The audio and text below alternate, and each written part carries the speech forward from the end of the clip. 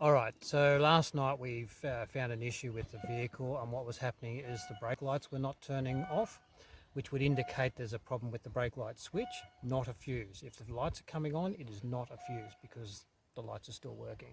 So there's something else going on there. When we had a look in the vehicle, I found these little bits of plastic here. This is a lug that attaches to the brake pedal and allows the pin on the switch to open and close when you put the pedal on and off. And it's broken out, and so therefore that's a fairly good indication that that's going to be our problem. So what I'm going to do here is I'm going to have a look underneath here. I'm going to get the camera. It's in a very closed spot, so it's very difficult to see, but I'm going to do the best I can and show you how I have repaired that switch. Okay.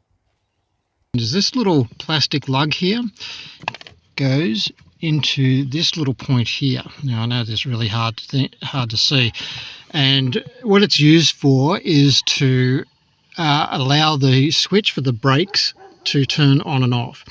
And what happens is over a period of time that little lug will break out, and then your lights will stay on, brake lights will stay on, and then eventually flatten your battery. So what I've done here is, rather than actually buying a new little lug for about $15, I've just put, it's an Australian 5-cent piece, you could put a nickel something in there, and I've just glued that onto the pad there, and now that turns the switch on and off, and job fixed, all done.